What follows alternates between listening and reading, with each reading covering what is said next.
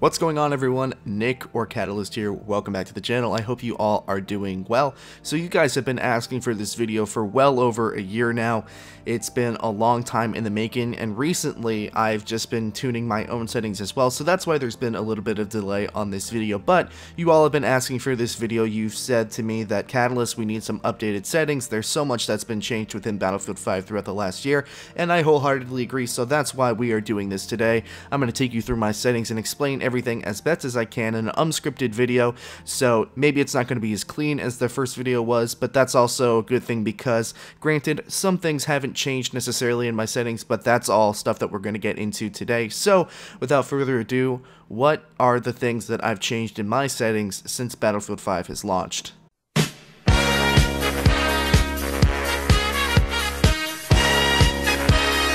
Alright, so all kidding aside, let's get into some of these changes. So the first thing that you will see when you open up the options menu is, of course, your control settings. And the first thing that we see is going to be the first thing that we change. Once you open these settings, you are going to take a look at your soldier aim sensitivity. You can see right away that I have my sensitivity at 90, and for some of you that's going to be an extremely high jump from what you currently have, and that's okay. I think that at a minimum you should have a soldier aim sensitivity of 80%. Battlefield 5 has a horrible default setting for stick sensitivity, and it's extremely slow and it handicaps you as a player. I believe the default is 20%. Whatever you do, do not continue to play on the default sensitivity. I would suggest that you don't jump up to a high sensitivity either, though, because it is really going to throw off your muscle memory and your aim. So what we're going to do, if you currently have a sensitivity in the ballpark of 20% to 40%, let's start you off with about 50% sensitivity, and have you work with that for a little bit. Now, we're going to be fiddling with some other things later, like Deadzones and acceleration, that are going to work in unison with the sensitivity, but for now, let's focus on your stick sensitivity by itself. Start at 50%, play with it for a few days, get used to it, then raise your sensitivity by 5, and then take some more time to get used to that, and keep going up by increments of 5% until you reach about 75% or 80% stick sensitivity. Again, mine is at 90%. I've messed with the sensitivity a lot, but that's where I'm most comfortable. Now, you should keep in mind that this does affect you while you are aiming down sights as well. It's not just how you move around the battlefield. Everything else in the first list of settings here, you can probably keep it at default. I've seen some people say that you should mess with the soldier zoom aim sensitivity, and in my personal opinion, I think you should probably just keep it at default.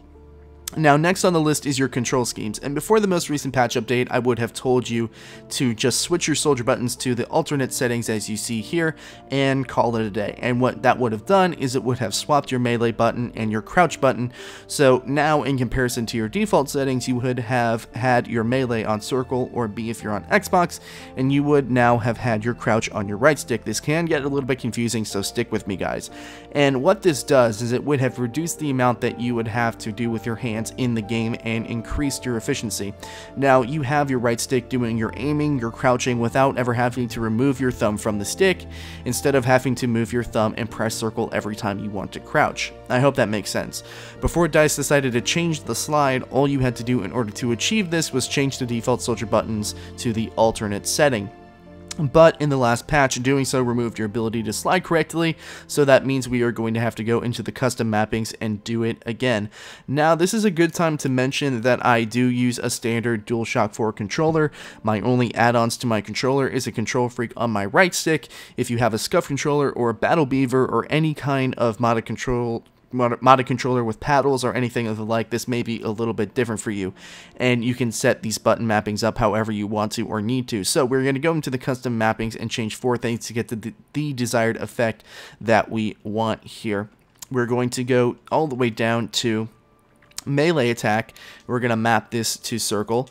We are going to go to bayonet charge, and we're going to map this as well to circle. Then we're going to go all the way down to the crouch toggle, prone hold, map it to right stick, and do the same for the sprint slide. And what this is going to do is it's going to give you the desired effect that you previously would have gotten if you switched your soldier buttons to alternate before the Pacific update, but Dice being Dice said, nah, screw that. We're going to make everybody go into the custom map settings and change everything for a useless slide. One more thing before we move on. If you use the leaning feature in Battlefield 5, or you want to learn how to use the leaning feature in Battlefield 5, you are going to want to map the activate strafe while zooming, or excuse me, activate strafe to lean while zooming button to circle as well. And this is going to allow you to lean directionally without any hassle. If you try and map your lean right and lean left to your sticks, it's not going to work well for you, but if you have this, you can see that you can lean just with the press of the circle and directionally which way you're moving. It's very, very simple. That's the easiest way to do it, in my opinion. Otherwise, you're going to give yourself a really hard time. So now we are going to move on. Oh, we skipped a little bit of a section there. We're going to go to advanced settings. And there's a couple things that we're going to tweak here. First of all, we're going to move our aiming left and right acceleration all the way down to 0. And what this is going to do is it's going to precisely pinpoint your aim. Now, having aiming left or right acceleration on in any capacity is going to have you overcorrect your aim in a lot of instances. Basically, what this is going to allow you to do, and you can pause it and read the text on the right side of the screen. If I were to do a 360 with aiming left-right acceleration at 100% like it is on the default, I would have basically not landed perfectly every single time. I would have overcorrected my aim or undercorrected my aim, and having this at 0% is going to make sure that your aim is going to stop exactly where you tell it to. So I highly suggest that you have this on 0%. Uniform soldier aiming, you can pause this and read the text in the right side as well, but this is something that you're going to want to have on, and you're going to want to have it at a coefficient of 133. And you can do the same for vehicle aiming if you're a vehicle player. Of course, I'm an infantry player. We're going to be focusing on infantry stuff today. Everything else here you can leave as default. Now onto your controller tuning. Vibration, you're going to want to turn off. There's no reason to have anything extra linked to your controller that's going to mess you up when you're in a gunfight, so vibration you're going to want to have off. Now we're at Deadzones, and this is very, very fine-tuned. This is very, very specific to you. I would not mess with these until you are very, very comfortable with your stick sensitivity that we changed in the basic control section. As it pertains to your left stick, there's no reason for you to have this on any percentage. You can have this on 0-0. You can change the max threshold if you want to, but I think the most important thing is that you have your center and axial dead zone on 0 for your left stick. The real money is what you're going to be doing with your right stick. Now, I believe the default is 13 and 15%. I have my dead zone set to 7 and 10%. This, again, is something that I would not suggest you mess with. Do not mess with this until you are very, very comfortable with your stick sensitivity, because this small setting, these two little blocks right here, your controller right stick, are going to throw all of that off if you try to mess with this too soon. So these are what my dead zones are at right now. 7% for center, 10% for axial. And I really can't say much more about that except for saying that it works for me. It's going to be different for you. You can try to use my dead zones. Maybe you'll like it, maybe you won't. But again, this is a very, very personalized section of the video. But what's not so personalized is your L2 and your R2 dead zones. You're going to want to put these all the way down to the minimum that you can, just so you're not absolutely, breaking your finger, trying to spam your right trigger or your left trigger to try to get it to try to get the button mappings to work. So with that out of the way, that's by far the biggest section of the video. That's by far the most stuff that we're going to have to deal with. Let's go over to gameplay. Now, the first thing that we're going to change is we're going to go all the way down to our crosshair visibility, and we're going to change our crosshairs a little bit. Now, the default crosshair color is white, and obviously there's a lot of white in this map, and I think that white can be a very, very hard color to see, so you're going to want to change this color to basically whatever you want to. It could be a dark blue, it could be a green, it could be a pink like I have, and you're going to want to change it basically to any color that's not white so you can see where you're aiming a little bit more precisely. Now, for the reflex and NIDAR sights and the LATI sights, this is also up to your personal preference. You can change this, you cannot change it, it's basically up to you. Hit indicator, This is the same reason, we're going to change this for the same reason that we're changing our crosshair color and visibility. Sometimes the white isn't always going to show through, so this is up to personal preference. I personally have these colors here. This is basically telling me what kind of headshots, or excuse me, what kind of hits I'm getting, whether it's a regular hit, whether it's a headshot, and whether I confirm a kill or not. It's basically giving me more brighter colors and more feedback on whether I'm actually hitting the target, instead of having everything be white and then just have the headshot color be red. Moving on to the minimap. We're only going to change one thing here because, well, at least I'm an infantry player. Flight zoom, change this if you're a pilot. Vehicle zoom, change this if you're a tanker. But your on-foot zoom radius as an infantry player, the default is 50. You're probably going to want to move this up to 75 or 70 at the minimum, just because it's going to give you a little bit more blown up minimap. It's going to allow you to see more. Very, very useful. Now, going over to the advanced section, camera shake scale, bring this all the way down to 50%, as low as you can get it. Again, this goes along with your controller vibration. Any kind of shake or anything that deters you from, making precise movement in aim is something that you're going to want to turn off in your settings. It's going to feel nice, it's going to feel immersive with the settings on, it's going to feel like Battlefield, but it's going to impact you negatively. So, we're going to bring that all the way down to 50%.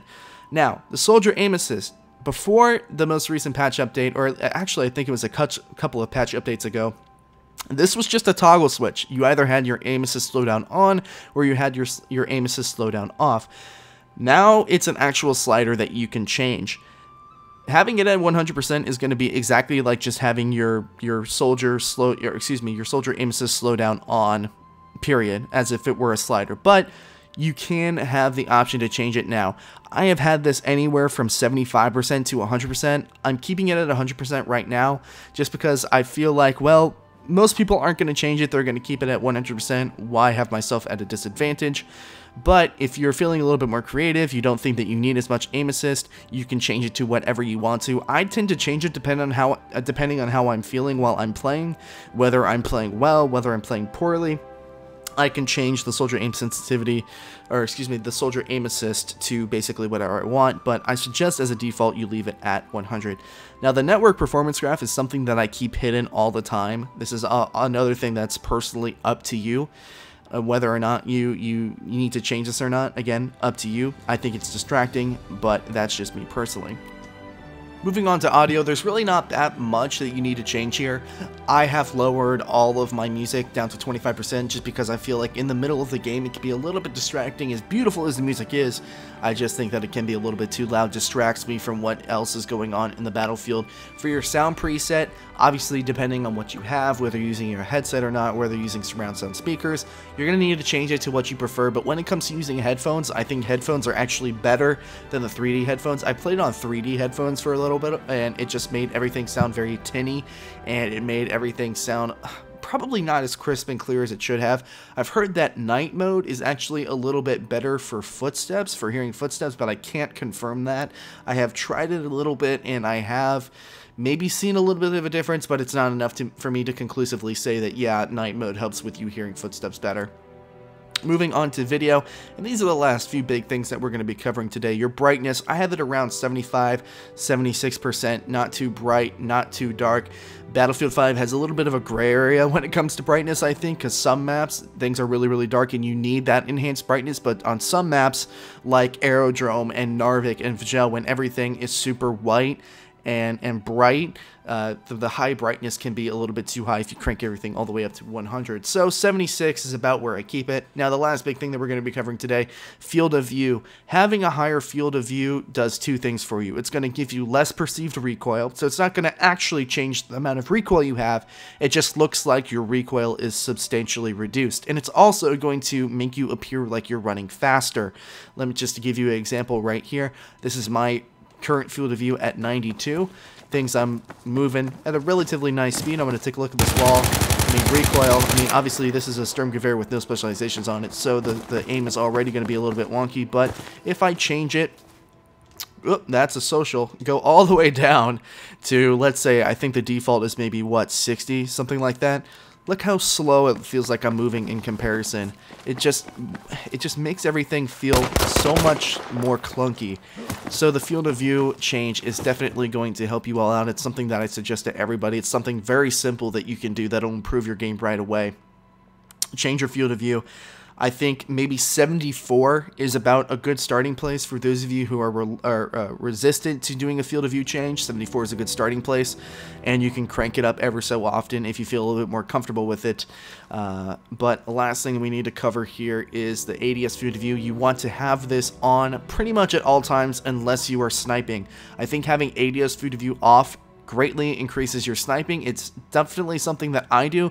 It's something that I've seen for myself. I used to never snipe with ADS field of view on, and honestly, I wasn't that great, but once I turned it on, heads are a little bit bigger, the scope is a little bit clearer, it's going to help you snipe a little bit more, so make sure that you have ADS field of view off when you're sniping, but have it on for everything else. So motion blur all the way down to 0, and basically all the other, I guess, settings for visual clutter you're going to want to turn off, make your experience as smooth and silky as possible. So that's everything for this video, guys. I know it was an unscripted video. I probably tripped over my words and stuttered a whole bunch today, but I wanted to run through all of this as quickly as I could, get you guys this updated settings video out fast. If you enjoyed it, please make sure that you drop a like on the video. Leave any other questions, maybe something that I missed, in the comment section below. I would be happy to answer it for you.